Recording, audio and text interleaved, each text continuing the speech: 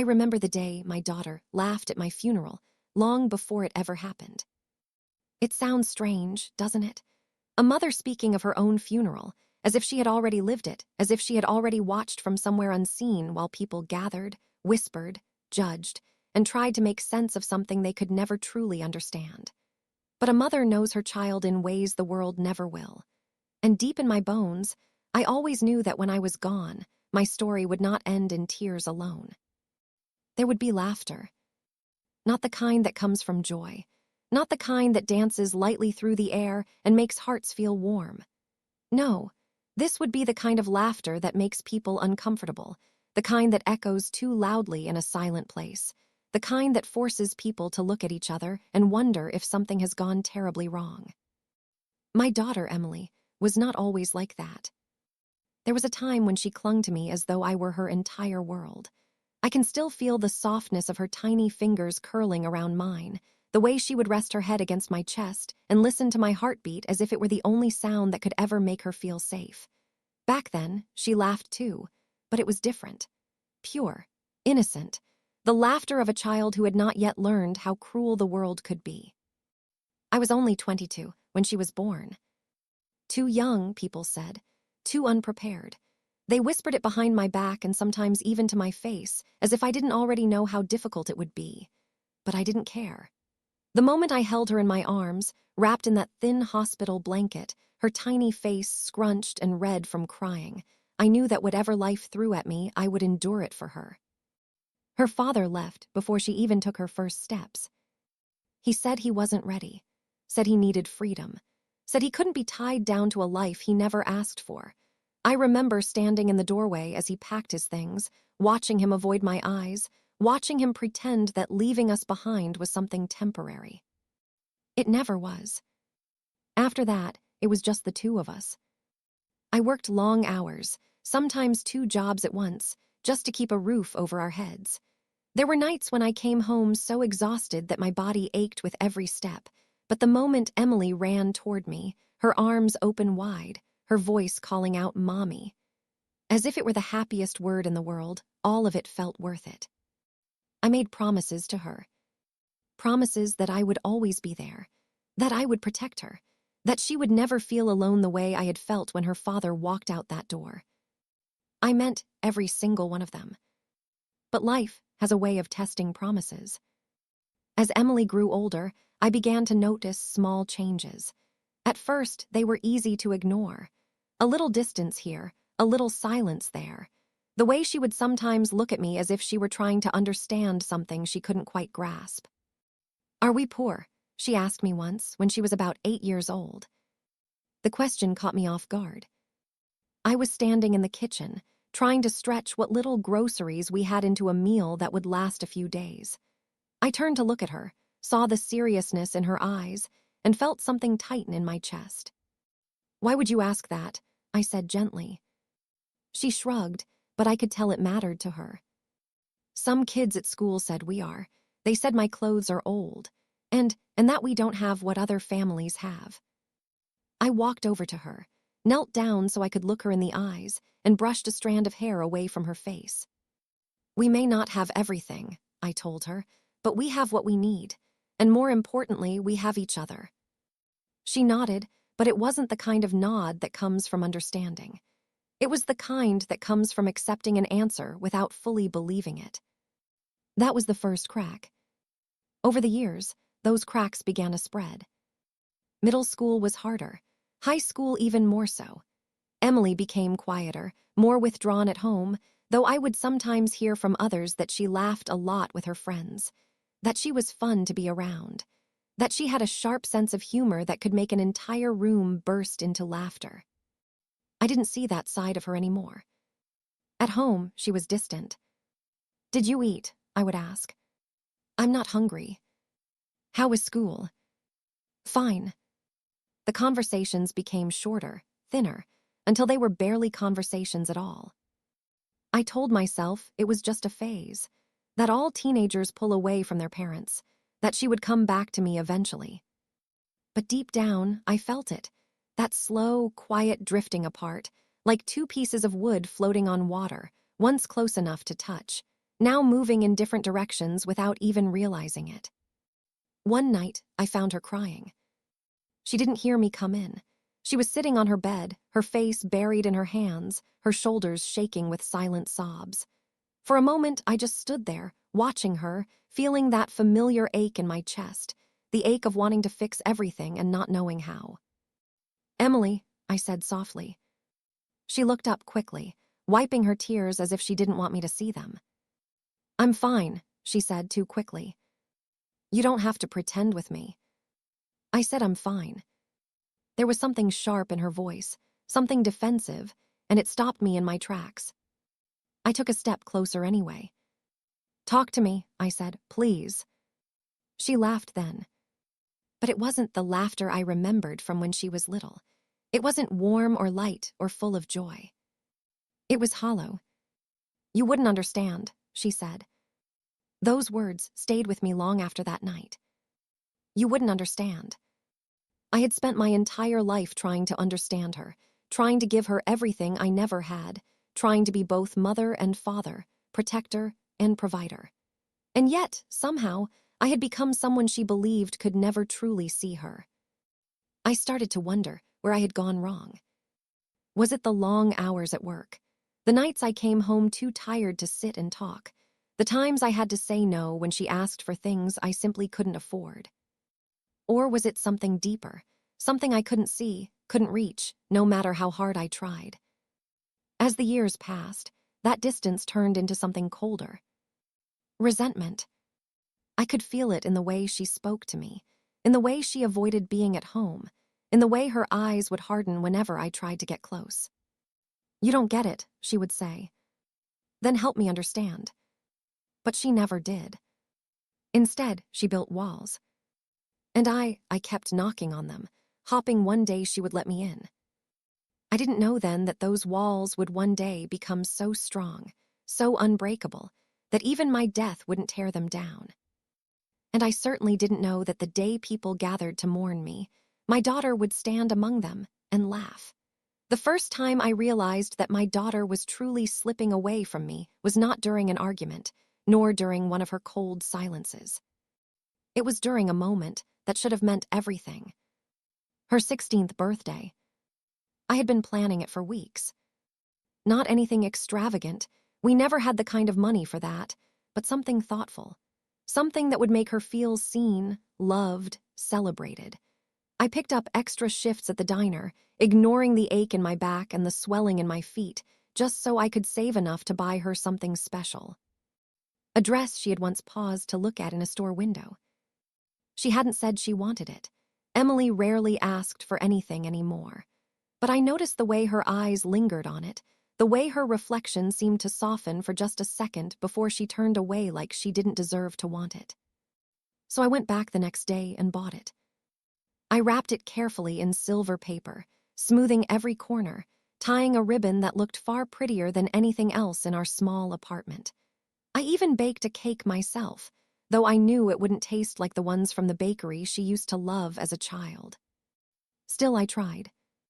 I wanted that day to be different. I wanted, just for a few hours, to feel like we were still what we used to be. She came home late that evening. Later than usual. I had been sitting at the kitchen table, the cake untouched, the candles already placed but unlit, the wrapped box sitting in front of her chair. I must have checked the clock 100 times, each minute stretching longer than the last. When the door finally opened, I stood up quickly, my heart lifting in a way I hadn't felt in a long time. "Emily, you're..." I stopped when I saw her. She was dressed differently, not in her usual clothes, but in something more polished, more grown-up. Her makeup was done, her hair styled in a way I had never seen before. For a moment, I barely recognized her. "Where were you?" I asked, trying to keep my voice steady. She glanced at me, then at the table. "Oh," she said flatly. "You remembered." The words landed heavier than they should have. "Of course I remembered," I said, forcing a small smile. "It's your birthday." She stepped inside, closing the door behind her, her eyes scanning the room briefly before settling back on me. "I was out with friends." "I figured," I replied. I thought maybe we could celebrate together first. She didn't respond right away. Instead, she walked over to the table, her fingers brushing lightly against the edge of the gift box, not with curiosity, but with something closer to indifference. "You didn't have to do all this," she said. "I wanted to." "You shouldn't have." There was no anger in her voice. That would have been easier to handle. There was just distance. I swallowed the lump forming in my throat and gestured toward the chair. "Sit," I said gently. "At least have some cake." "I already ate." "It's just a small slice." I said I'm not hungry. Her tone sharpened slightly, and I felt myself shrinking under it, though I tried not to show it. "Okay," I said quietly. "Maybe later." She picked up the gift then, turning it over in her hands as if trying to guess what was inside. For a brief moment, I allowed myself to hope that maybe, just maybe, this would be the thing that brought a spark back into her eyes. She pulled at the ribbon, letting it fall loosely to the table, then tore open the wrapping paper without much care. When she saw the dress, she froze. It wasn't a good kind of stillness. Her expression didn't soften. It hardened. "You bought this?" she asked. "Yes," I said, my voice almost hopeful. "I remembered you liked it when we passed by the store last month, so I do like it anymore." The words cut through me before I could stop them. "Oh," I said, trying to recover. "That's okay. You can return it and pick something else." "I don't want anything from that store." "Then somewhere else." "Mom." She said it in a way that made me stop speaking immediately. "I don't need this," she continued, her voice colder now. "I don't need you trying to act like everything's normal when it's not." I blinked, confused. "What do you mean?" She laughed then. Again, that hollow, unfamiliar sound. "You really don't get it, do you?" "Get what, Emily?" "This," she gestured around the apartment. "This life, this pretending." "I'm not pretending," I said, my voice trembling slightly. "I'm just trying to make your birthday special." "My friends had a party for me tonight," she said, cutting me off. "A real one, not this." Her words echoed in the small space between us. "Real," I repeated softly. "Yes, real." She met my eyes now, and there was something in them I had never seen before. Not sadness, not even anger. Embarrassment. "I don't even tell people where I live," she continued. "Do you know that? I make excuses so they never have to come here." I felt something inside me crack. "Why would you do that?" "Because I'm tired of being the poor girl with the sad story," she snapped. "I'm tired of people looking at me like I'm some kind of charity case." "You're not." "I am," she insisted. "That's all I've ever been." Her voice filled the room, louder than I had ever heard it, and for a moment I didn't know how to respond. "I've done everything I can for you," I said finally, the words slipping out before I could stop them. "I know," she said. And somehow, that hurt even more. Because she didn't say it with gratitude. She said it like a burden. "And it's never enough," she added. Silence fell between us. Heavy, suffocating. I looked at her, the little girl who used to run into my arms, who used to laugh without fear, who used to believe that I could fix anything, and I realized that she was gone. In her place stood someone I didn't know. Someone who looked at me not with love, but with resentment. "I'm going out again," she said after a moment, dropping the dress back into the box. "Don't wait up." "Emily, it's late." I said don't wait up. She turned and walked toward the door. I wanted to stop her. To say something, anything, that would make her stay. But the words wouldn't come. So I just stood there, watching as she left, the door closing behind her with a quiet finality that felt louder than any scream. The cake remained untouched. The candles unlit.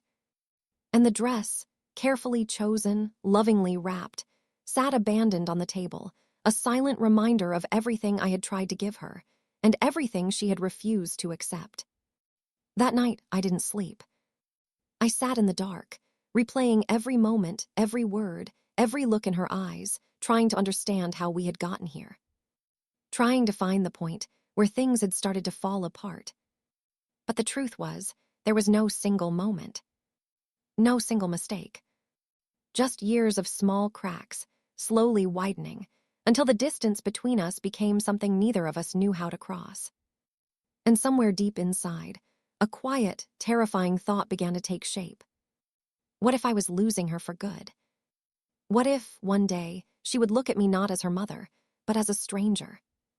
I didn't know then just how close that day really was, or how much worse things were about to become. The night Emily walked out on her 16th birthday did not end when the door closed behind her. For her, maybe it did. For me, it lingered. It stayed in the quiet corners of the apartment, in the untouched cake that slowly dried out on the table, in the dress that remained folded in its box like something that had never belonged to her in the first place. It stayed in my chest, heavy and unmoving, like a weight I couldn't set down no matter how hard I tried. I didn't clean up that night. I couldn't. It felt like if I left everything exactly as it was, she might come back, see it, and something inside her might soften. She might remember. She might feel what I had felt when I prepared all of it. But morning came, and the apartment still looked the same. And she didn't come home until nearly noon. I heard the door open while I was sitting on the couch, still in the same clothes from the night before. I turned my head slowly, my body stiff from hours of not moving, and watched as she stepped inside. She looked tired. Her makeup was smudged, her hair slightly disheveled, her eyes avoiding mine the moment she noticed I was there. "You're awake," she said, her voice flat. "I didn't sleep," I replied. She didn't ask why. She just walked past me, heading toward her room as if nothing had happened. "Emily." My voice stopped her, but only for a second. "What?" she said without turning around. "Can we talk?" "We already did." "No," I said quietly. "We didn't." She sighed, the sound heavy with impatience, and turned to face me. There was something guarded in her expression, like she had already decided that whatever I was about to say wasn't worth hearing. "I'm tired, Mom." "I know, but this is important." "Important to you," she corrected. The words stung, but I pushed through it. "It should be important to both of us," I said. We're not okay, Emily, and I don't want us to keep going like this." She crossed her arms, leaning slightly against the wall, creating a physical barrier between us even from a distance. "So what do you want me to say?" "I want you to be honest with me." "I was honest last night."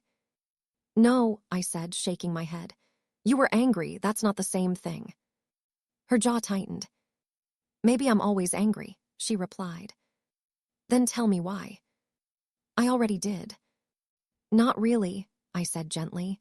"You told me you're embarrassed, that you don't like our life, but that's not the whole truth. There's something else, isn't there?" For a moment, I thought she might walk away again. Her eyes flickered toward her room, toward the escape she always chose when things became too real. But this time, she didn't move. Instead, she looked at me. Really looked at me. And for the first time in a long time, I saw something break through the walls she had built. Pain. "You want the truth," she said, her voice quieter now. "Yes." "I hate this place," she admitted. "I hate how we live. I hate that every time I go somewhere nice, I have to come back here and pretend it doesn't bother me." I listened, forcing myself not to interrupt. "I hate that I have to lie to my friends," she continued. "I hate that I can't invite anyone over without worrying about what they'll think. I hate that I have to wear the same things over and over again while everyone else gets to have more." Her words came faster now, like something that had been building for a long time. "And I hate that no matter how hard I try, I can't escape it." "Emily." "I'm not done," she snapped, then took a breath, steadying herself. "And most of all," she said, her voice dropping to something almost fragile, "I hate that you act like it's enough." That last sentence hung in the air between us. I felt it settle deep inside me, heavier than anything else she had said. "I never said it was enough," I replied softly. You didn't have to, she said. You just accept it, like this is all we're ever going to have, like this is all I should expect. That's not true, I said, standing up slowly. Everything I've done, every hour I've worked, every sacrifice I've made, it's been so you can have more than this. But I don't see it, she shot back. All I see is this same apartment, this same life, this same struggle every single day. I'm trying. Maybe it's not enough. The words hit harder than anything else. Because part of me feared she was right. The room fell silent again, but this time it was different. This silence wasn't empty. It was full of everything we hadn't said for years. I don't want to fight with you, I said finally, my voice quieter now. I just want to understand how to fix this. You can't, she replied immediately. Don't say that. It's the truth. There's always a way, I insisted. We just have to find it together. She shook her head. You still don't get it. Then help me. I don't want to help you, she said. I want to get out. The words were simple, but they carried a weight that made my chest tighten. Out, I repeated. Out of here, out of this life. She met my eyes again, and there was something resolute in her gaze now. I'm not staying like this forever, Mom. You won't, I said quickly. You'll go to college, you'll build your own life, you'll have everything you want. I'm not waiting that long. What do you mean? She hesitated for just a second. Then she said it. I'm moving in with Dad. Everything inside me went still. For a moment, I wasn't sure I had heard her correctly. Your father, I said slowly. Yes. The word felt unreal. He hasn't been part of your life in years, Emily. He reached out. When? A few months ago. And you didn't tell me. I knew how you'd react. I took a step back, trying to process what she was saying. What did he say? I asked. That he's doing better now, that he has a house, that he wants to make things right. And you believe him? Yes. The certainty in her voice scared me. Emily, people don't just change overnight, I said carefully. He left us. He chose to walk away. That's not something you can just forget. I'm not forgetting it, she replied.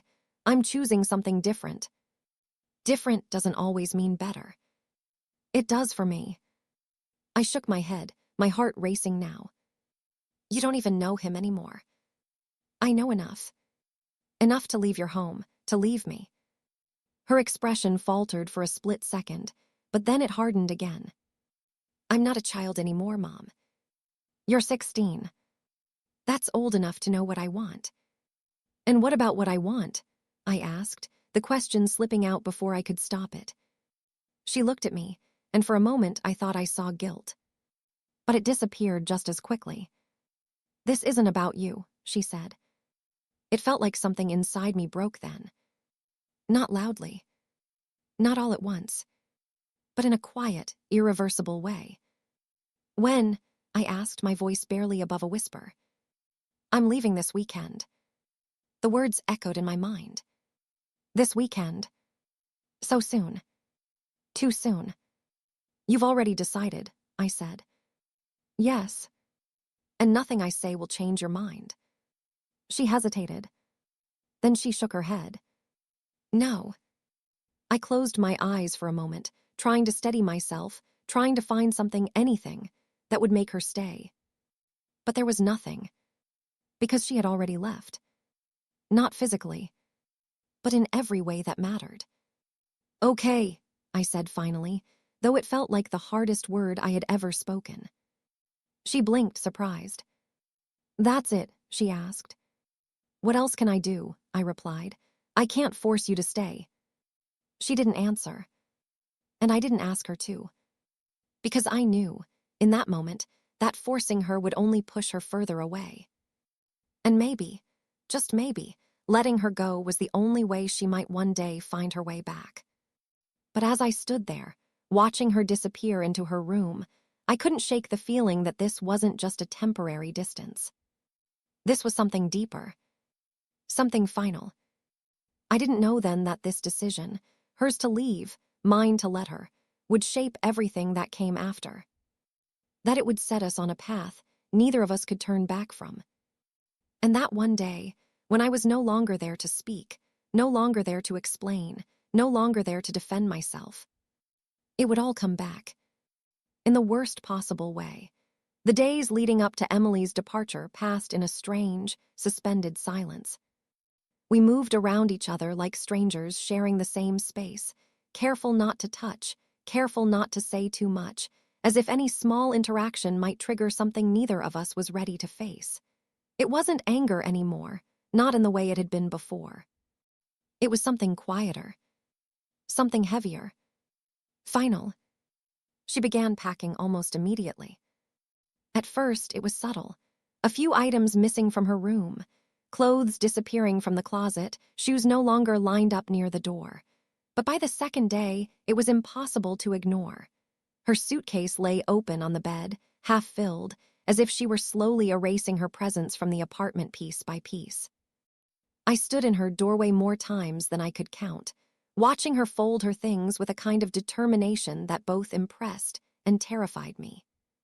"You don't have to take everything at once," I said once, trying to sound casual, as if this were something temporary. "You can always come back for the rest." She didn't look up. "I won't need to." The words were simple, but they carried a quiet certainty that made my chest tighten.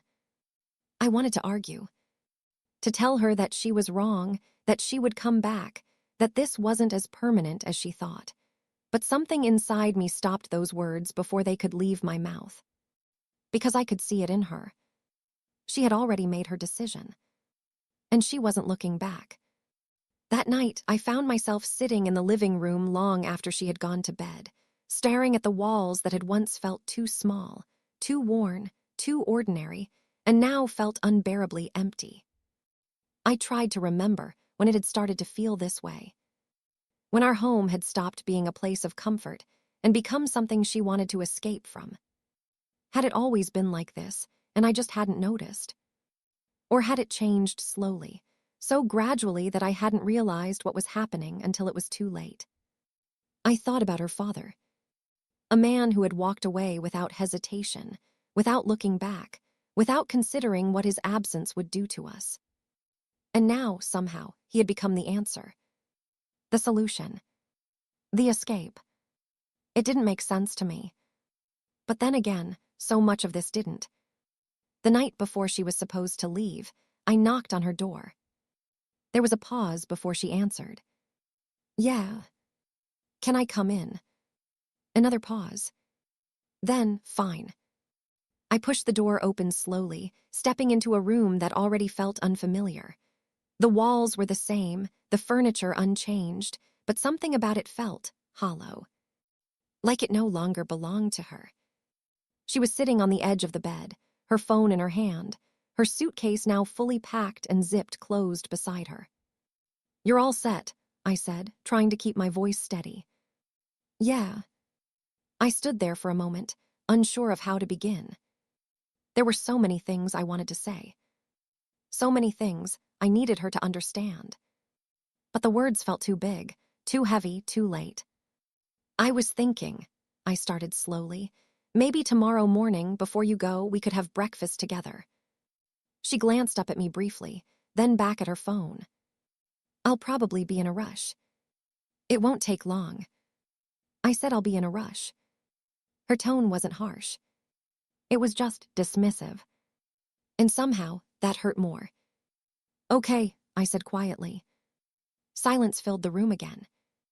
I could feel it pressing in on me, urging me to say something more, to not let this moment slip away like all the others had. "Emily," I said finally. She looked up, a hint of impatience in her eyes. "What?" I want you to be careful." "I will. And if anything feels wrong, if you're uncomfortable or if he..." "Mom." The way she said it stopped me. "I know what I'm doing." "I'm not saying you don't," I replied quickly. "I just want you to remember that you can always come back, no matter what happens." Her expression shifted slightly. Not enough to soften completely, but enough that I could see something flicker beneath the surface. "I'm not planning on it," she said. "I know," I replied, "but I need you to hear it anyway." She didn't respond, and I didn't push further, because I could tell that any more words would only build another wall between us. So I nodded, turned, and walked toward the door. "Good night, Emily," I said softly. "Night." It was the last time I would hear her say it under my roof. The next morning came too quickly. I woke up before the sun had fully risen, my body already tense with the weight of what was about to happen. For a moment, I lay there, staring at the ceiling, trying to pretend that it was just another day. But the silence told me otherwise. There was no sound of her moving around in her room. No footsteps. No quiet hum of music from her phone. Just stillness. I got up and walked to her door. It was open. The bed was empty. The suitcase was gone. Panic surged through me as I rushed to the front door. And there, taped to it, was a single piece of paper. My hands trembled as I pulled it free. "Mom." I didn't want to make this harder than it already is. "Dad came early, so I left with him. I know you don't agree with this, but I need to do what's best for me. Thank you for everything you've done. Emily." I read it once, then again, and again. Each time, the words felt colder, more distant, like they had been written by someone who no longer belonged to me. There was no "I love you," no hesitation, no sign that this had been difficult for her at all. Just a clean, simple goodbye. I sank down onto the floor, the note still clutched in my hand, and for the first time in a long time, I let myself cry. Not the quiet tears I had grown used to over the years. Not the silent kind that came in the middle of the night when no one was there to hear. This was different. This was raw, uncontrolled. The kind of crying that comes when something inside you has finally broken beyond repair. Because in that moment, I realized something I had been trying to avoid. I hadn't just lost my daughter to distance. I had lost her completely. And I didn't know if she would ever find her way back. Days turned into weeks. Weeks into months. At first, I tried to reach out. I called. I texted. I left messages that went unanswered. When she did respond, it was brief. "I'm fine. Busy. Can't talk." Each reply felt like a door closing a little more. Until eventually, there were no replies at all. I didn't know what her life looked like anymore. I didn't know if she was happy, if she was safe, if she ever thought about me the way I thought about her every single day. All I had were memories, and the quiet, growing fear that I had been replaced. That somewhere, in a house I had never seen, with a man I no longer trusted, my daughter was building a life that didn't include me. And I had no way of stopping it. No way of reaching her. No way of fixing what had been broken. I told myself to be patient, to give her time, to believe that one day she would remember where she came from. But deep down, there was a voice I couldn't ignore. A voice that whispered something I didn't want to believe. What if she doesn't come back? What if this is the end? I didn't know then that the silence between us was only the beginning. That the life she had chosen was not the life she thought it would be.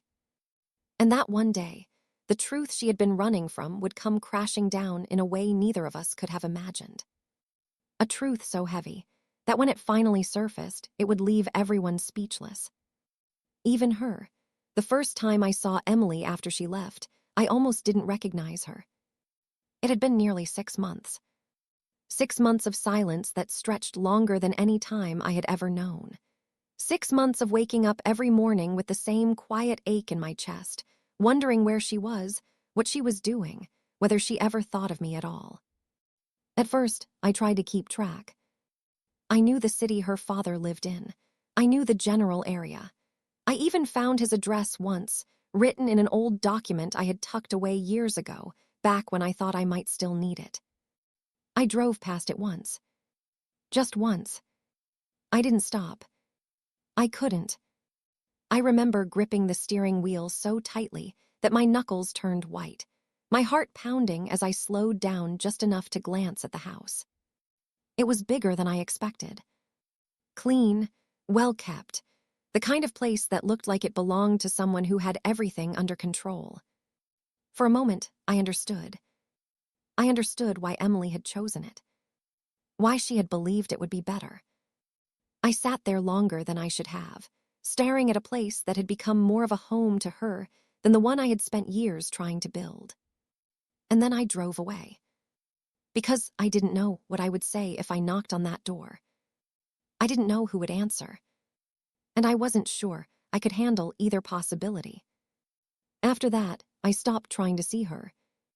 Not because I didn't want to, but because I realized that forcing myself into her life wasn't going to bring her back. If she wanted me there, she would reach out. So I waited. And waited. Until one day she did.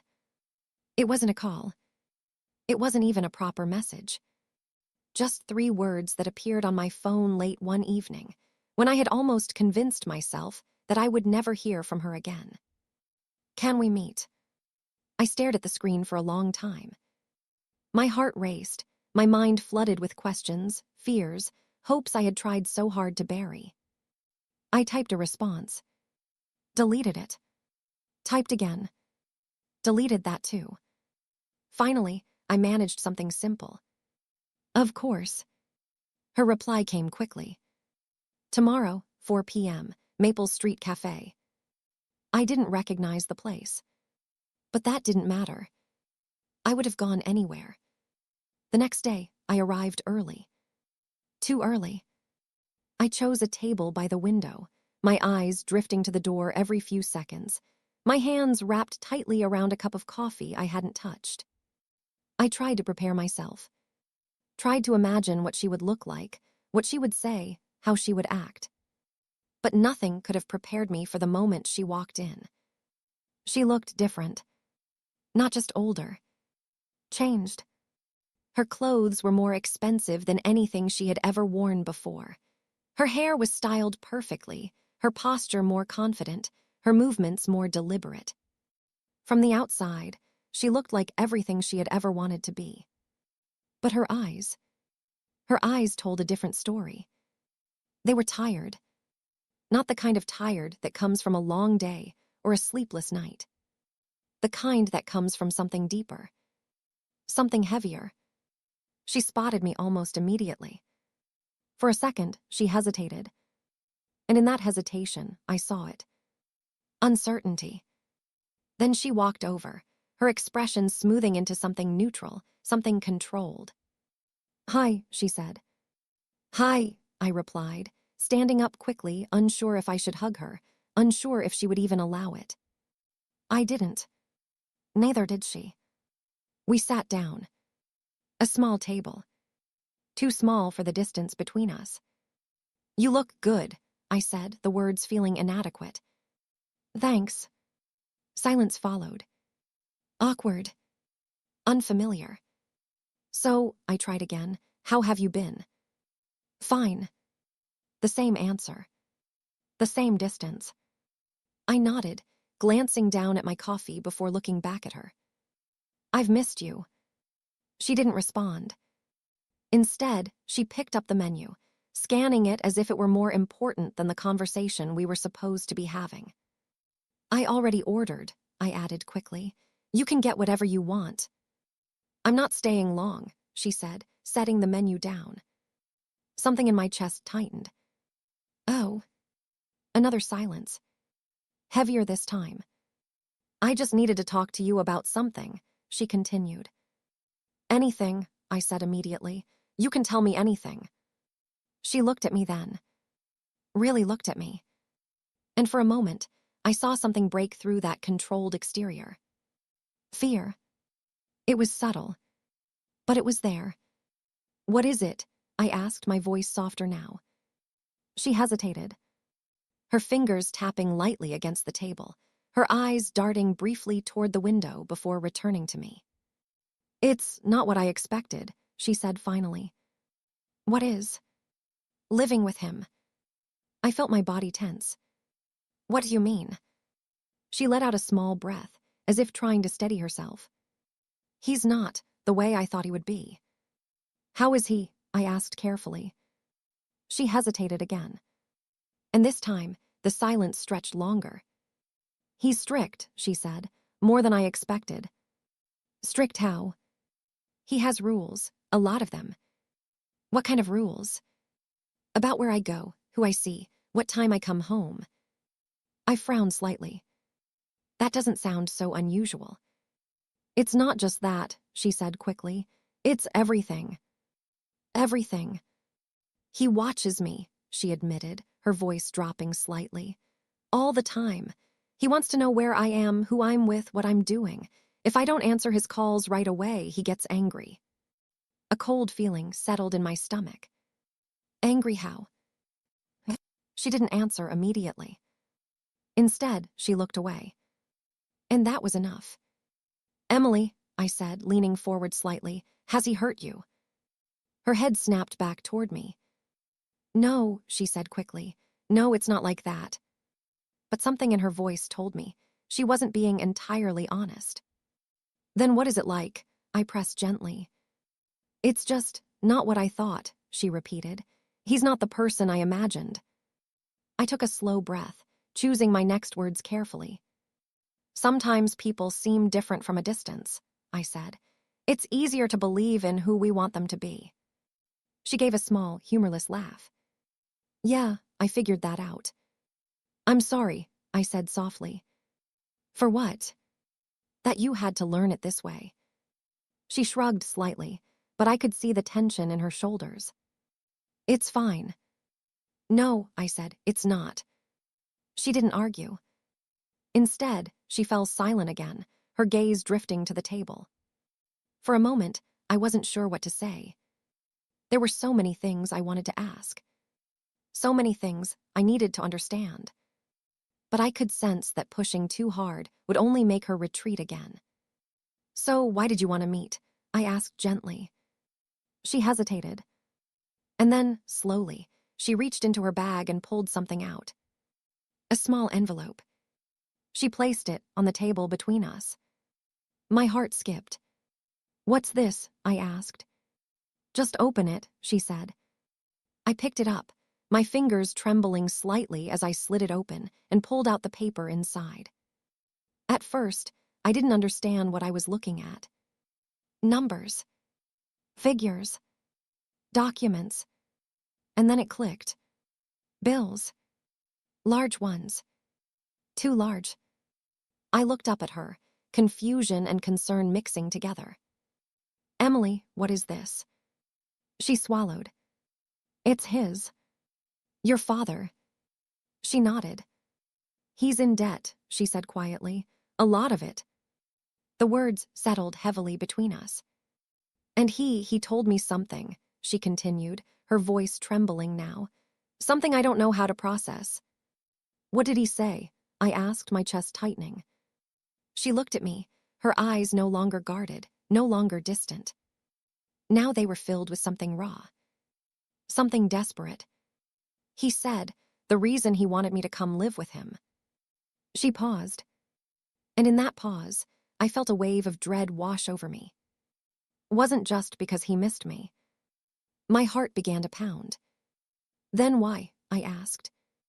Her lips parted slightly. And when she spoke, her voice barely rose above a whisper. "He needs me." The way she said it. It didn't sound like love. It didn't sound like family. It sounded like something else entirely. Something darker. And in that moment, I realized something I had feared from the very beginning. Emily hadn't just made a mistake. She had walked into something far more complicated and far more dangerous than either of us had imagined. And whatever this was, it was only just beginning. For a few seconds after she said it, I couldn't speak. "He needs me." Those 3 words didn't make sense at first. They floated in the space between us like something unfinished, something my mind refused to fully accept. "What do you mean he needs you?" I asked finally, my voice low. Emily looked down at the table, her fingers nervously tracing the edge of the envelope she had brought. "I don't know everything yet," she said, "but I know enough." "That's not an answer," I replied gently. She exhaled, frustrated now not at me, but at the situation. "He's in trouble," she said. "Financially, he lost money, a lot of it, and he's trying to fix it, but," she paused, "he can't do it alone." My stomach tightened. "So he told you this. Why?" She hesitated. And that hesitation told me more than her words.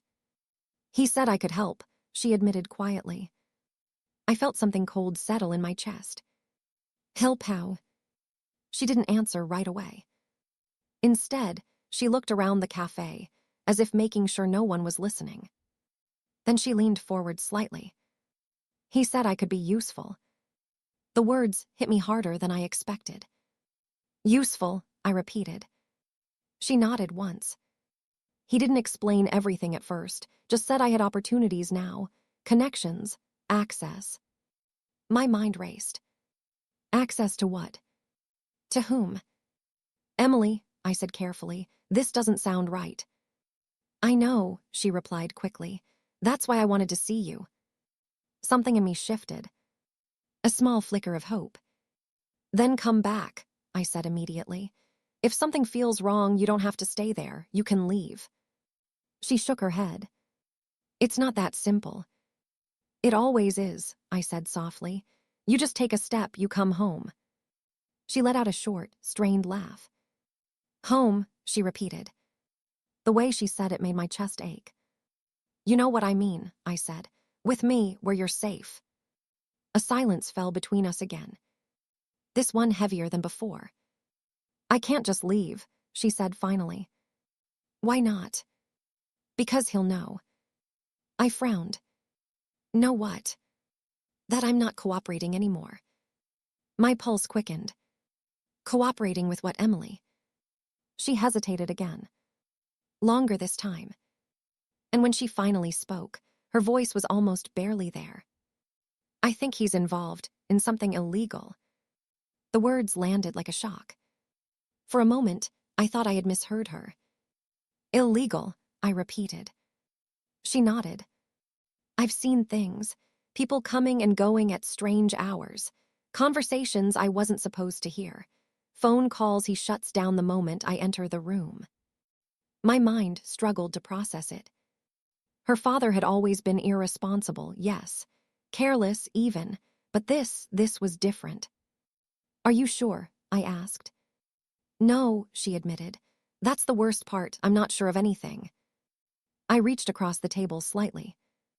"Emily, listen to me," I said firmly but gently. "You are not responsible for him. Whatever he's involved in, it has nothing to do with you." She pulled back slightly at my touch. "But it does," she said. "How?" She swallowed. "Because I think I'm part of it now." The air in the cafe suddenly felt too small. Too tight. "What do you mean?" I asked quickly. "He started introducing me to people," she said, "saying I was important to the business, that I could help him expand relationships." My heart sank. "No," I said immediately. "No, that's not right." "I didn't understand it at first," she continued, ignoring my reaction. "But now I think he's using me to gain trust with people he can't reach on his own." My hands went cold. "That's not a father-daughter situation," I said firmly. "That's manipulation." "I know," she whispered. "And you need to leave," I added quickly. "Right now, today, you come with me." She shook her head again. "You don't understand," she said. "Then help me understand." "If I leave suddenly, he won't let it go." "Let it go," I repeated. "Emily, this is your life, not something he owns." Her eyes flickered, just for a second, with something close to fear. "You don't know him," she said. "And you do." A long silence followed. Then she whispered something that made my heart stop. "Not anymore." My throat tightened. "Emily," I said softly, "you're not trapped. No matter what he's told you, no matter what he's made you believe, there is always a way out. Her eyes glistened slightly, but she blinked it away quickly. I thought you'd be angry, she said suddenly. I am not angry, I replied immediately. She looked up. I thought you'd say, I told you so, or something like that. I shook my head. No, I said. All I care about is that you're safe. Her expression shifted slightly.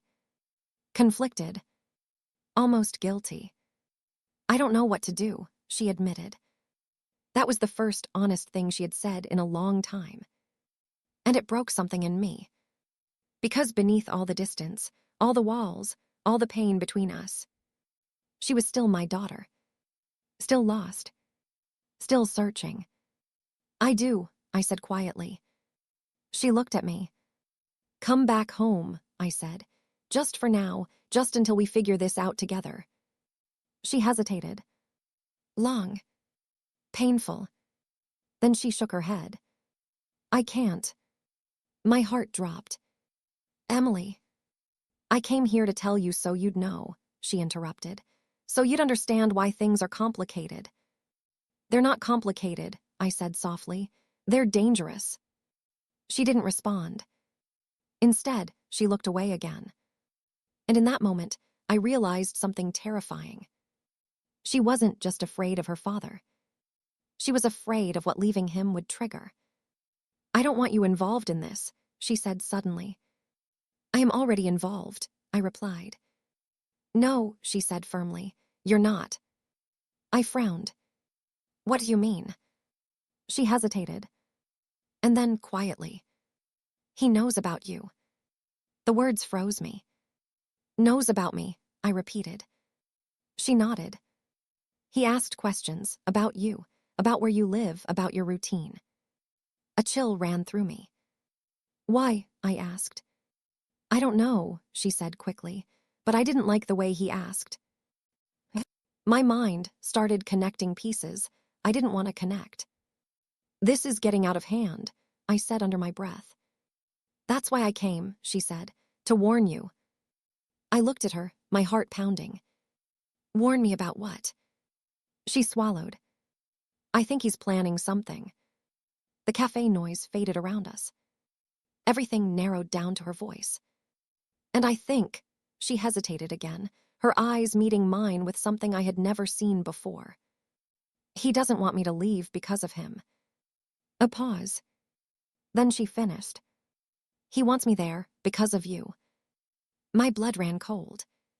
The words didn't fully make sense, but I felt them. Deeply. Something was wrong.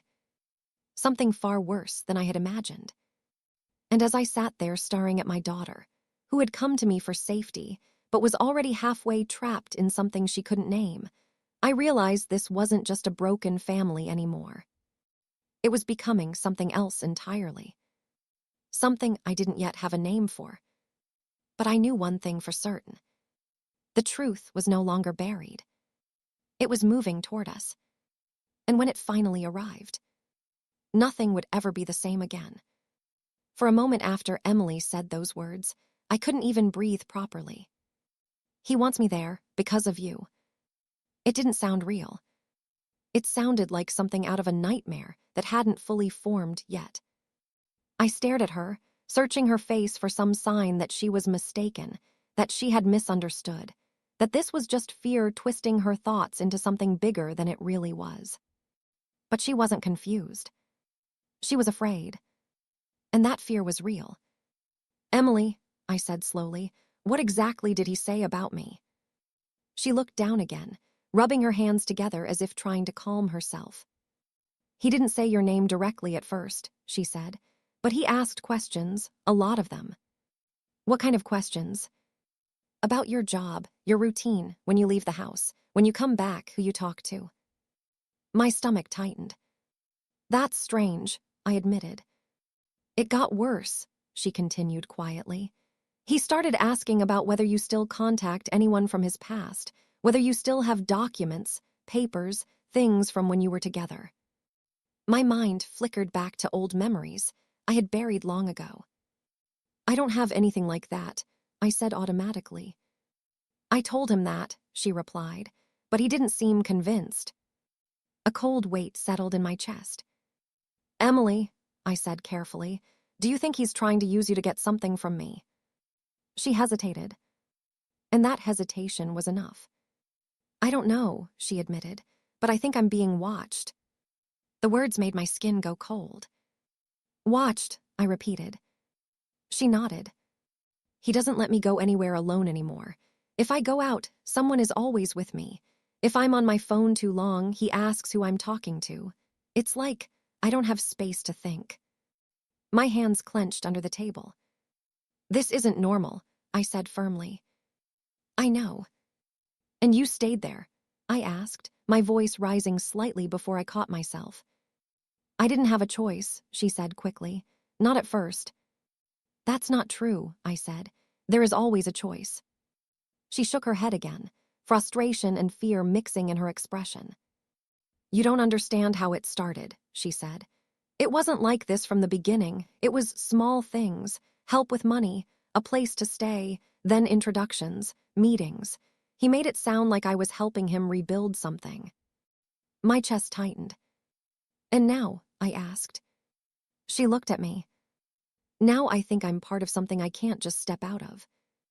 A heavy silence settled between us. I leaned back slightly, trying to process everything she had just told me. The debt. The control. The watching. The questions about me. It didn't feel like coincidence anymore.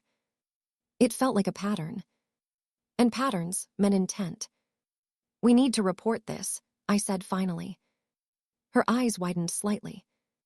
No, she said immediately. Yes, I replied. Emily, this is not something you handle alone. If he's involved in illegal activity and he's dragging you into it, authorities need to know. You don't understand, she said quickly, leaning forward. If I do that, it will get worse. How? I asked. He will know it came from me, she said, and he will react. Her voice dropped at the last word. React. Not punish. Not react angrily. Just react. And somehow that made it worse. I studied her face. The exhaustion. The fear she was trying so hard to hide. The way her confidence from earlier had completely disappeared. And I realized something I didn't want to accept. She wasn't just telling me a story. She was trapped inside it. Has he ever threatened you? I asked quietly. She hesitated, then nodded once. My heart dropped. When? I asked. Not directly, she said, but I've heard him talking on the phone about people who leave without permission, about consequences. My jaw tightened. Emily, this is serious. I know, she whispered. And you still stayed there. I didn't have anywhere else to go. The words hit harder than anything else. Because for a moment, I saw it. Not the cafe. Not the conversation. But the months before. When she had left my home. When she had chosen her father over me. And I wondered, had she really chosen? Or had she just stepped from one situation into another, without knowing what it truly was? I told you could come back, I said quietly. Her eyes flickered. I know. Why didn't you? She looked down again. And when she spoke, her voice was barely audible. Because I didn't think you could protect me from him. The words landed like a wound I couldn't see, but immediately felt. I went still. You don't believe I can protect you? I asked softly. She shook her head quickly. No, it's not like that. Then what is it like? I thought he had more control, more power. I thought if I left, it would just get worse for both of us. For both of us, I repeated. She nodded. He said things, she admitted. About you, about how easy it would be to reach you if I ever tried to run. My blood ran cold again. And you believed him. I didn't know what to believe, she said, her voice breaking slightly. I still don't. I looked at her, really looked at her this time. Not as someone distant. Not as someone angry. but as someone scared. Lost. Caught between two worlds she never should have been placed in. And something inside me shifted. Not fear. Not anger. Something sharper. Resolve. Emily, I said firmly, leaning forward now, listen to me carefully. She looked up. I don't care who he is. I don't care what he's involved in. And I don't care what he has told you. Her breathing slowed slightly. You are my daughter, I continued. And I am not letting you stay in a situation where you feel trapped. Do you understand me? Her eyes filled again. But she didn't look away. I don't know how to get out, she whispered. Then we figure it out, I said immediately. Together. Yes, I replied without hesitation. Together. For the first time in the entire meeting, she didn't argue. She just sat there, staring at me like she was trying to remember what safety felt like. But then something changed. Her phone buzzed. Once. Then again. She froze. My eyes dropped to it instinctively. Her face paled slightly. What is it? I asked. She hesitated, then slowly picked it up. Her fingers trembled as she read the screen. My stomach tightened. Emily, I said quietly. She swallowed hard. He knows I'm here, she whispered. Everything inside me went still. Who knows? I asked. She looked at me. And in that moment, I knew. Dad, she said. The word felt heavier than before. Not father. Not protector. Dad. But there was nothing warm in it. Only fear. My mind raced.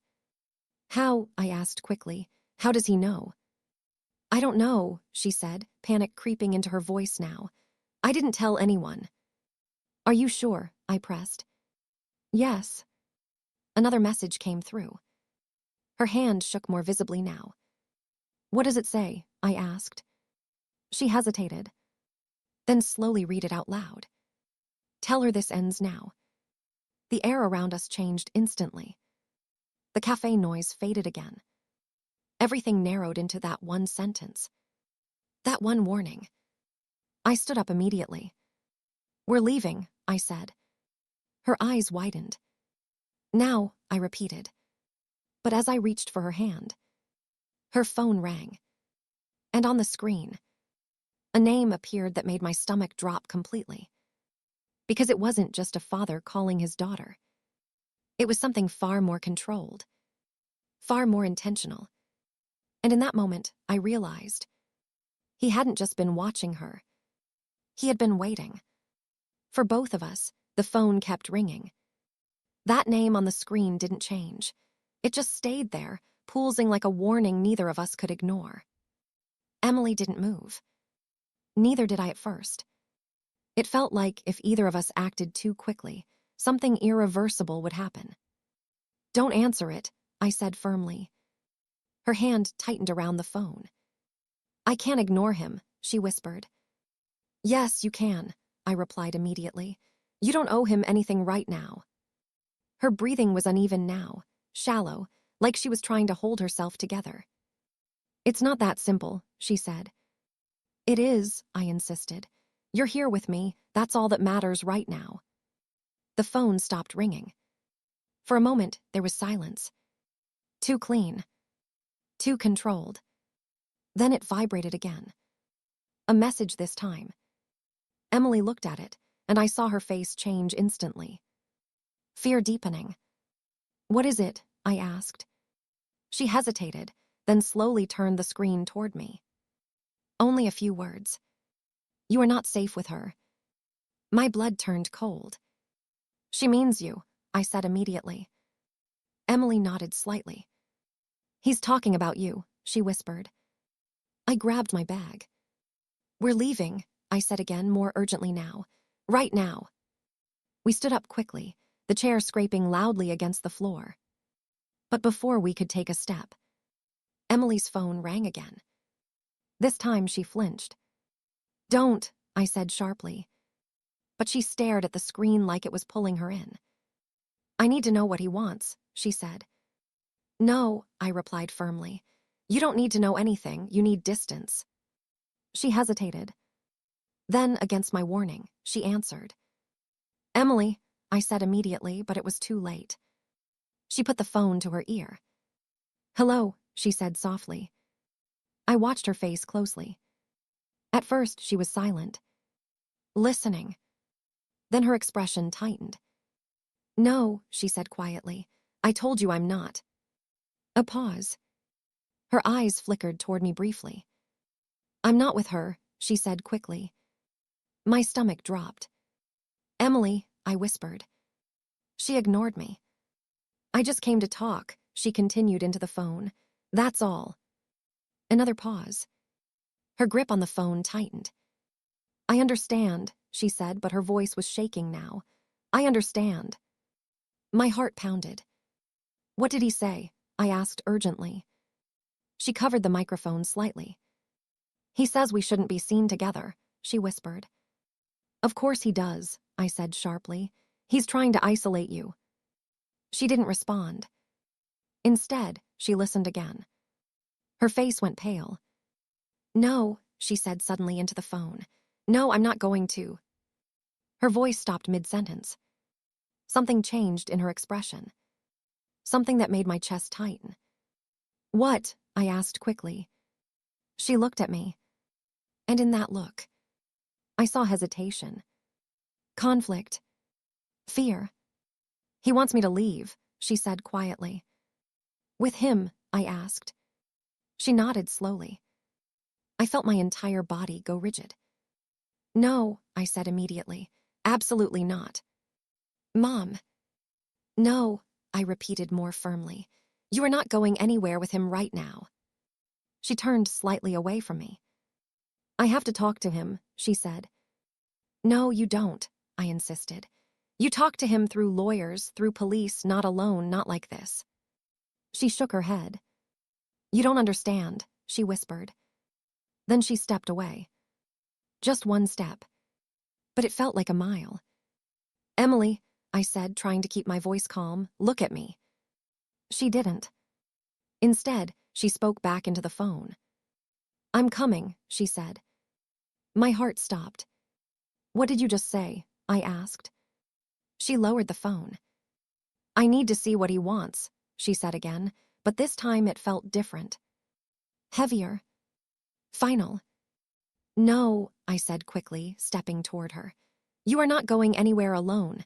If he wants to talk, he can do it with me present. Her eyes flickered. He said he won't talk if you're there. Of course he won't, I replied, because he knows I'll see through him. She swallowed. I just need answers, she said. You will get lies, I said firmly. For a second, she looked like she might listen. Like she might finally step back from the edge she was standing on. But then her phone buzzed again. A new message. Her eyes dropped. And everything in her expression changed. What is it? I asked immediately. She hesitated. Then showed me. I know where you are. I felt my blood run cold again. That wasn't a threat. That was confirmation. He wasn't guessing. He was tracking. He's watching us, I said under my breath. Emily looked panicked now. He knows I didn't leave, she said quickly. Forget that, I said.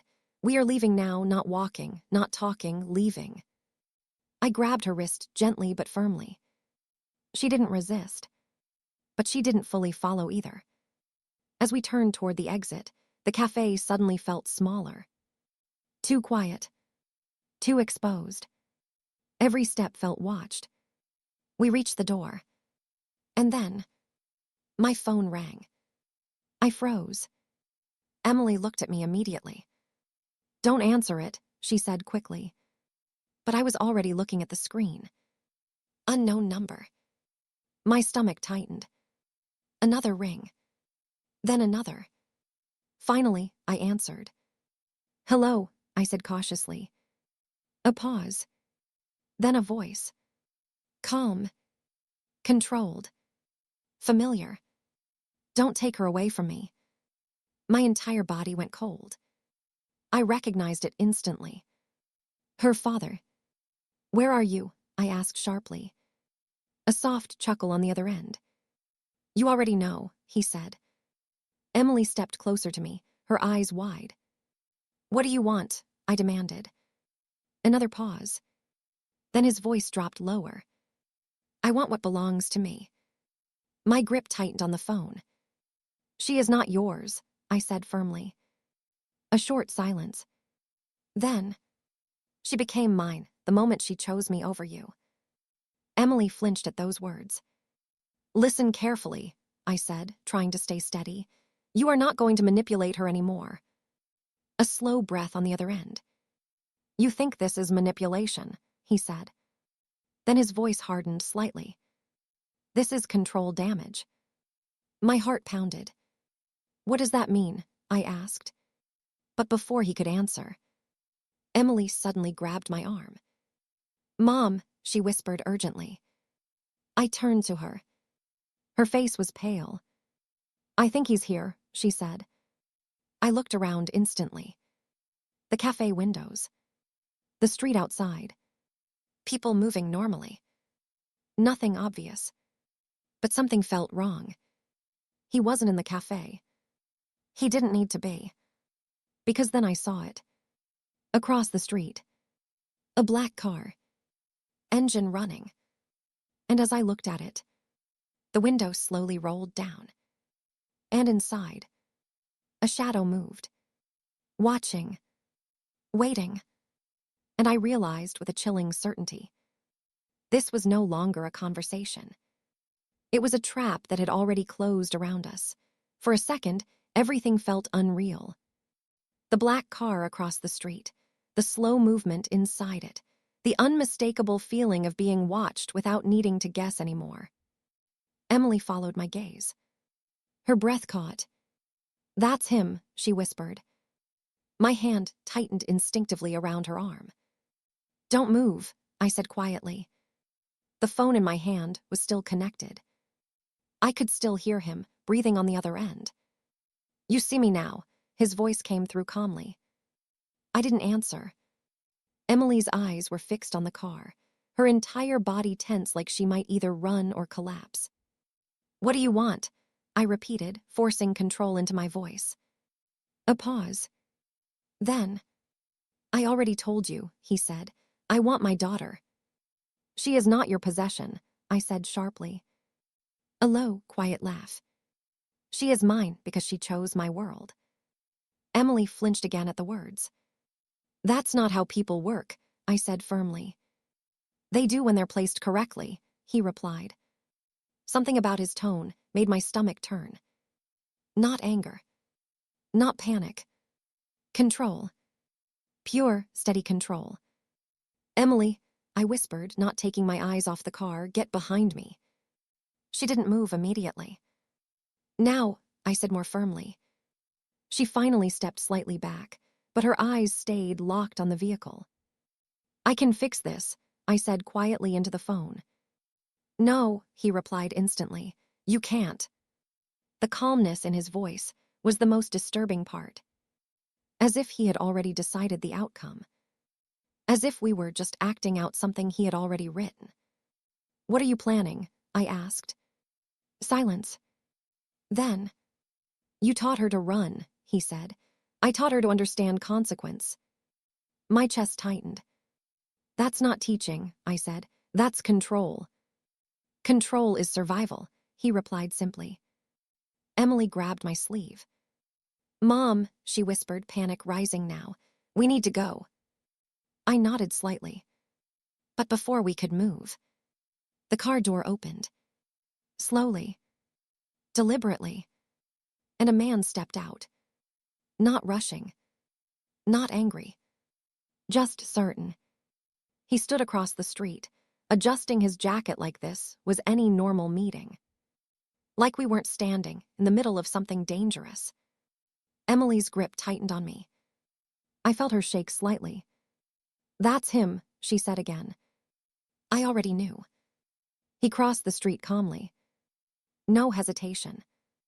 No urgency. Every step measured. And as he got closer, I noticed something unsettling. He wasn't looking at me. He was looking at her. "Emily," I said softly, "don't respond to him, don't go to him." She didn't answer. Her breathing was uneven now. "Look at me," I said quickly. She did. For a brief second. And I saw it. Confusion. Fear. Something else underneath it. Conditioning. He stopped a few feet away. Close enough now that his presence felt invasive. "Emily," he said softly. She didn't move. "Come here," he said gently. Not a command. An invitation. That made it worse. "Don't," I said firmly, stepping slightly in front of her. His eyes finally shifted to me. And he smiled. Not warmly. Not kindly. Just knowingly. "You're making this harder than it needs to be," he said. "I'm protecting my daughter," I replied. "She's not a child anymore," he said calmly. "She is still under your influence," I said sharply. He tilted his head slightly. "Influence," he repeated. Then he looked back at Emily. "You told her things," I continued. "You isolated her. You made her believe she was part of something she can't escape." "I gave her stability," he corrected. "That's not stability." I said, "That's dependency." He smiled again. "You always misunderstood structure," he said. My jaw tightened. "I understand manipulation," I replied. That made him pause. Just briefly. Then he exhaled slowly. "Emily," he said again, ignoring me completely, "we need to talk." She didn't respond. Her eyes were locked on him, but she wasn't moving. Not forward. Not back. Stuck. I could see it now. The pull he had on her. Not physical. Psychological. I said no. I stepped in again. His gaze shifted to me. "Then you're going to make this difficult," he said. "It already is difficult," I replied. A beat of silence. Then he reached into his pocket. My body tensed immediately. But he didn't pull out a weapon. Just a phone. He tapped it once. And looked at me. "I know where you live," he said calmly. My blood turned cold. "You've been saying that," I replied, "but you haven't done anything." A faint smile. "Oh, I don't need to do anything," he said. Then he turned the phone slightly. And my stomach dropped. A live feed. My home. My front door. My windows. "You've been watched for weeks," he said quietly. Emily made a sound beside me. Half gasp, half disbelief. I felt my chest tighten. "You're lying," I said immediately. He shrugged slightly. "Check your neighborhood cameras," he said. "Or don't, it won't change anything." Emily's hand slipped from my sleeve. "Emily," I said quickly, turning to her. But she wasn't looking at me anymore. She was looking at him. And something in her expression shifted. "Is that true?" she whispered. "Does it matter?" he replied calmly. That was the moment something inside me snapped. "That's enough," I said sharply. "You are not going to intimidate her anymore." He looked at me again. And for the first time, the calm started to crack.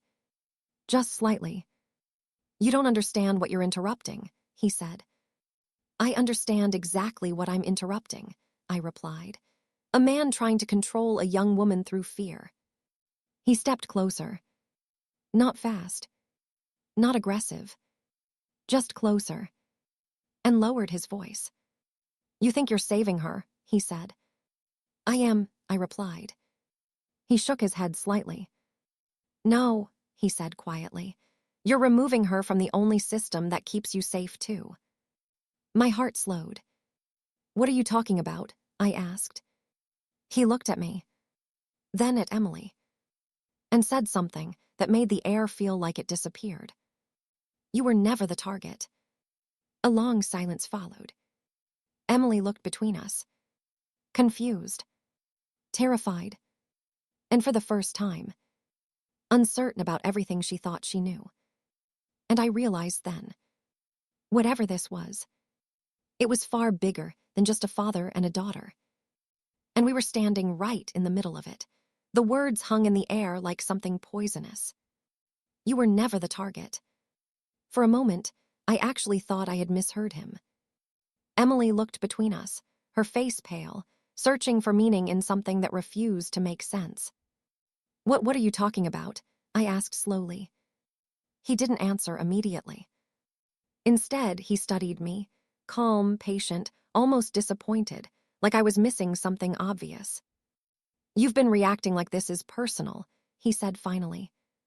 It is personal, I replied firmly. She is my daughter. A faint smile touched his face. Exactly, he said. That one word felt like a trap snapping shut. Emily stepped slightly closer to me again, uncertainty written all over her face now. I don't understand, she whispered. He turned to her immediately, his tone softening again. You were brought into this later, he said, conveniently. My stomach tightened. Brought into what? I demanded. He ignored me. Your mother, he said to Emily, was never just a mother in this situation. My breath caught. What are you saying? I asked sharply. He exhaled slowly, like he was explaining something simple. There are financial threads, he said.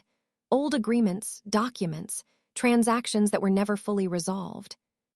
My mind flickered back involuntarily. Years ago, struggles, arguments, papers I had signed without fully understanding their long-term implications. But I said nothing. Because I didn't want to give him anything. Emily frowned. Mom, she said quietly. I don't know what he's talking about, I said quickly. He smiled again. That's what makes it easy, he said. Easy for what? I snapped. For people like me to clean up unfinished problems. A chill ran through me. Emily looked more confused, now than afraid. You're saying all this because of money? She asked. He shook his head slightly. No, he said. Money is just the surface. Another pause. Then he said the next word slowly. Your mother witnessed something she was never supposed to see. My entire body went cold. That's a lie, I said immediately. He tilted his head. Is it? I've never been involved in anything like that, I said firmly. His gaze didn't move. You didn't have to be involved, he said. You were present. Silence. Heavy. Uncomfortable. Emily looked at me now. Really looked at me. Mom, she said again, but this time there was something different in her voice. Doubt. No, I said quickly. Don't listen to him, he's trying to confuse you. Confuse her, he repeated softly, or remind her of what she's been kept away from. I stepped forward slightly. Stop this, I said firmly. Whatever game you're playing, it ends here. He sighed. You still think this is a game, he said. Then he looked past me again, at Emily. You were useful to me, he said gently. Emily flinched. But not the way I originally intended, he added. My pulse quickened. What does that mean? I demanded. He ignored me again. Your trust was predictable, he told her. Your confusion was expected. Emily shook her head slightly. I don't understand any of this, she said, her voice breaking a little. You don't need to understand everything, he replied. Just enough to make a decision. My anger rose sharply. She's not making any decision with you, I said firmly. He finally looked at me directly again. And this time, the calm was gone. Just slightly. I already told you, he said, his voice lower. You are not the center of this. A pause. Then, you are the obstruction. The word hit differently. Not emotional. Strategic. Like I wasn't a person in his eyes. Just a barrier. Emily stepped back slightly. I don't like this, she said quietly. Good, he replied immediately. That means you're thinking clearly now. I moved closer to her instinctively. Emily, listen to me, I said quickly. He is trying to separate your thoughts from your judgment. You need to step away from him right now. She looked at me, then at him, and I could see it. The conflict. Two realities pulling her in opposite directions. I didn't want you involved in this, she said suddenly. I am involved because he dragged us into it, I replied firmly. He exhaled again, almost amused. She still doesn't fully understand, he said to me. Then explain it properly, I snapped. He nodded slightly. All right, he said calmly. And then he said something that made everything shift. 2 years ago, your signature was used on a transfer document you never read properly. My mind paused. Emily frowned. What? She asked. I never signed anything like that, I said immediately. He nodded. You did, he said, but not knowingly. My chest tightened. That's impossible, I said. He took a step back, as if giving space to the idea. You were under pressure at the time, he said. Financial stress, multiple jobs, limited attention, easy conditions for oversight. Emily looked at me again, and I could feel something dangerous forming in her thoughts. Mom, she said slowly. No, I interrupted immediately. This is not real. Don't let him twist this. But he continued. That document tied your name to a liability structure, he said, one that has been dormant until recently. I felt my breath shorten. What liability? I asked. He looked at me directly. And for the first time, his voice wasn't calm. It was precise. Evidence storage. The words didn't register at first. Then they did. And everything inside me went still. Emily noticed my reaction immediately. What does that mean? She asked. I couldn't answer. Because suddenly, I remembered fragments. Old conversations. Things I never fully paid attention to. Warnings I dismissed as stress. And a realization began forming that I didn't want to accept. He watched my expression carefully, and then said softly, You're remembering now. Emily turned fully toward me. Mom, she said again more urgently. But I couldn't speak. Because if what he was saying was even partially true, then this was no longer about custody, or manipulation, or even control. It was about something I had spent years trying to forget, and something I had unknowingly stayed close to ever since. The man looked at Emily again. You see now why she can't simply walk away, he said gently. Then he looked at me. And why neither of you are as free as you think. And in that moment, for the first time, I realized this wasn't the end of a confrontation. It was the beginning of a revelation I had been running from without even knowing it. The silence that followed his last words felt different. Heavier. Like the air itself had changed. You're not as free as you think. Emily looked between us, her confusion now fully visible, no longer hidden behind fear or anger. Mom, she said again, softer this time, what is he talking about? I forced myself to breathe. Because panic would only give him more control. I don't know, I said carefully, keeping my eyes on him, but I know manipulation when I hear it. He smiled faintly. That's always been your defense, he said. Dismissal. Because you haven't said a single verifiable thing, I replied firmly. He nodded slowly, as if acknowledging my resistance. Fair, he said. Then let's make it simpler. Emily stiffened slightly. Don't, I said quickly. But he continued anyway. You were present during a transaction meeting years ago, he said. A meeting you were invited to under the impression it was administrative. My mind flashed. Old memories. A workplace discussion. Papers. Confusion. Stress. I said nothing. You were asked to sign documents, he continued. You did so without full review. That happens in normal business settings, I said immediately. He tilted his head. Not when the documents are tied to restricted financial pathways, he replied calmly. Emily's breathing became uneven again. I don't understand any of this, she said quietly. That's the point, he said. I stepped slightly in front of her again. Stop speaking to her like she's part of your narrative, I said firmly. He looked at me directly now. For once, he said, I am trying to explain it clearly. No, I replied. You're trying to control how she interprets it. He exhaled slowly. You still don't see it, he said. Then show me something real, I challenged. A pause. Then he reached into his jacket again. My body tensed immediately.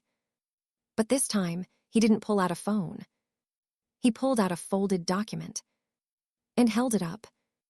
Emily leaned slightly forward before stopping herself. What is that? She asked. He didn't hand it over yet. Instead, he looked at me. This is a copy of the original authorization chain, he said. My stomach tightened. I've never seen that, I said immediately. You wouldn't have, he replied. He finally extended it toward me. I hesitated, then took it. My hands felt cold as I unfolded it. At first, it was just text. Signatures. Dates. References. Then I saw it. My name. Not just written. Attached. Linked. In a structure I didn't recognize at first, but the more I looked, the more something inside me started to click into place. Old memory fragments. Meetings I barely remembered clearly. A rushed signature page. A supervisor assuring me it was standard closure paperwork. Emily watched my face carefully. What does it say? She asked. I didn't answer immediately, because I was trying to understand it myself. The document referenced a chain of custody verification tied to financial auditing logs. And my signature was on a confirmation line. I don't remember this exact document, I said slowly. That's because you didn't see the full version, he said. My throat tightened. You altered it, I asked. He didn't deny it. He just said, you were adjacent to it, that's enough. Emily stepped closer now. Mom, she said again. I looked at her, and for the first time, I felt something I hated feeling in front of her. Uncertainty. I didn't knowingly do anything illegal, I said firmly. I believe that, he replied. That surprised me. Emily frowned. Then why are you doing this? She asked him. He turned to her. Because systems don't care about intent, he said. They care about proximity. My heart beat faster. And you're saying I'm what? I asked. Exposed, he replied simply. The word landed like a stone. Emily shook her head slightly. This doesn't make sense, she said. If my mom is involved in something like that, why bring me into it? He looked at her for a long moment, and then said something that made everything go still again. Because you were never meant to be involved at all. A pause. Then, you were leverage. Emily froze. My stomach dropped. Leverage for what? I asked sharply. He looked at me again. For ensuring cooperation, he said calmly. The realization came in pieces. Slow. Unwanted. Unsettling. You used her, I said slowly, to pressure me. He didn't deny it. He simply said, it was efficient. Emily stepped back slightly. No, she said quietly. No, that's not. But her voice cracked. Because part of her already knew something was wrong. I turned toward her immediately. Emily, listen to me, I said firmly. Whatever he is saying, whatever documents he is showing you, none of this justifies control, fear, or isolation. Do you understand me? She looked at me, tears forming again, but held back. I don't know what to believe anymore, she whispered. That hurt more than anything he had said. Because he didn't need to convince her fully. only enough to destabilize her certainty. He stepped slightly closer again. "Come with me," he said softly. I moved instantly.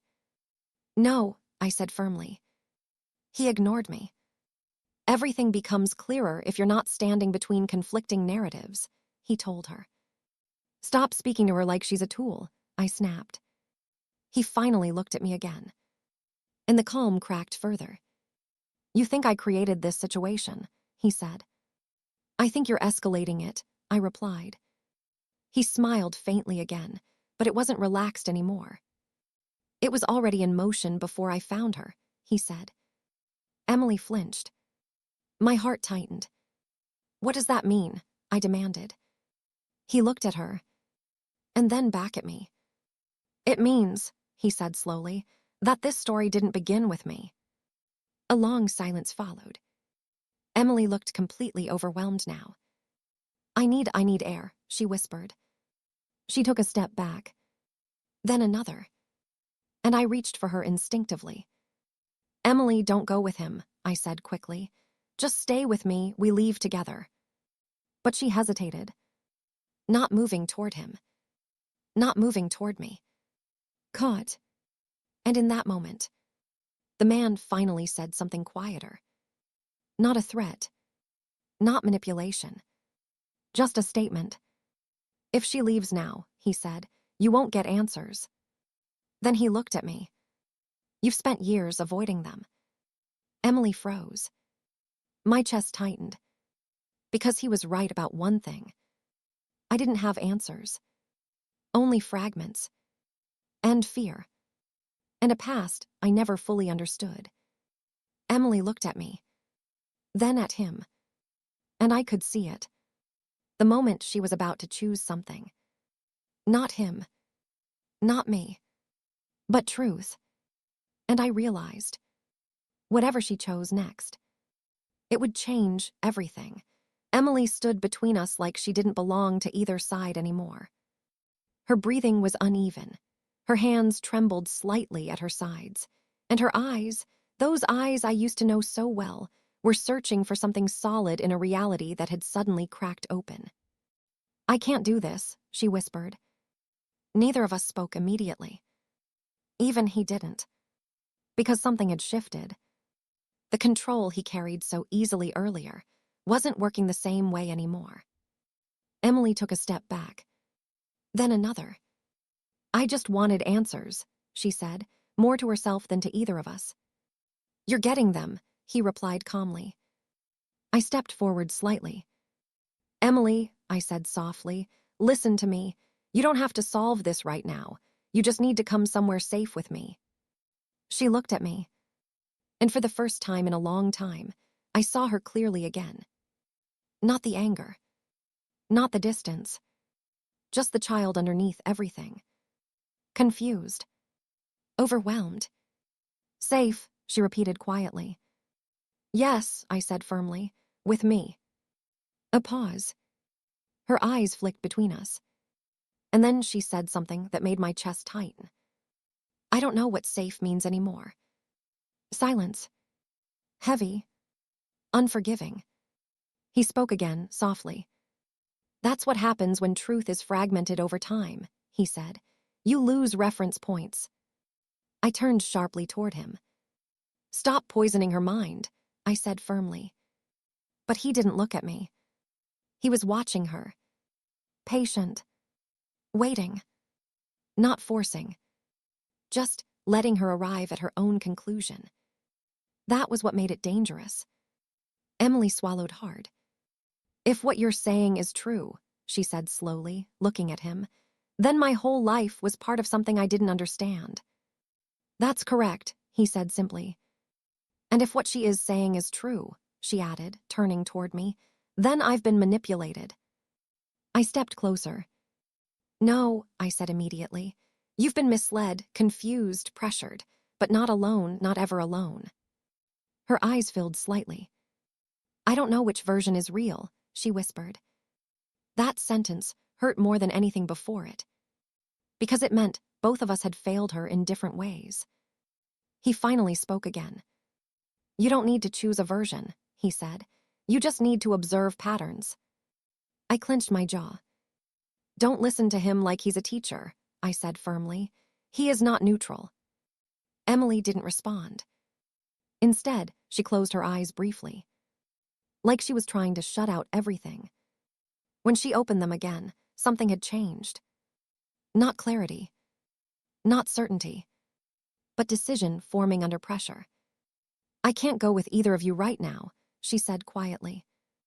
My chest tightened instantly. What? I asked. I need space, she said. No, I replied quickly. You need stability, not distance. She shook her head slightly. Every time I stand near either of you, I feel pulled in a direction I don't understand, she said. I need to think without that. He nodded slightly, as if expecting this outcome. Reasonable, he said. I turned toward him sharply. Don't agree with her like you're guiding her, I said angrily. He ignored me. Instead, he looked at Emily. You'll find clarity faster if external pressure is reduced, he said calmly. My frustration spiked. You are the external pressure, I said. He finally looked at me again and said something that shifted the air again. No, he said, I'm the consequence. Emily stepped back another half step. I'm going to leave, she said softly. My heart dropped. Emily, I started, but she raised a hand slightly. Not with either of you, she clarified quickly. A pause. Then she looked at me. I just need time. My voice softened immediately. Take time, I said gently, but not alone in this environment. Let me take you somewhere neutral, somewhere safe. You don't have to decide anything today. She hesitated. Her eyes were glossy now. Then she shook her head. I can't trust what safe means right now, she repeated. And that sentence broke something in me. Because I realized I had lost her trust without fully realizing how deep it went. She looked at him briefly, then back at me. And then she did something I wasn't expecting. She stepped backward, away from both of us. I'll call you, she said quietly. To me. Not to him. But it didn't feel like reassurance. It felt like distance being formalized. Emily, I said softly, please don't shut me out. She paused. For just a second. And I saw the conflict again. Then she turned away. And walked. Not running. Not panicked. Just leaving. As she crossed the street, the man didn't follow immediately. He just watched. And I did too. Helpless. Rooted in place. Until she reached the far side and disappeared into the crowd. Only then did I turn back to him. My voice low. What did you do to her? He didn't answer immediately. Then said quietly. Nothing she didn't already experience. I stepped forward. Anger rising now. This ends, I said firmly. He looked at me calmly. No, he replied. Then added. It continues, whether you participate or not. And then he turned and walked back toward his car like the conversation was already over. Like everything had already been decided somewhere beyond us. I stood there long after he left, watching the empty street where my daughter had disappeared. And for the first time, I understood something terrifying. This was no longer about custody, or manipulation, or even truth. It was about a system of consequences that had been building long before any of us realized. And Emily, my daughter, was standing right in the center of it. And I had no idea where she was going next. Only that whatever came after this meeting would not let any of us stay the same.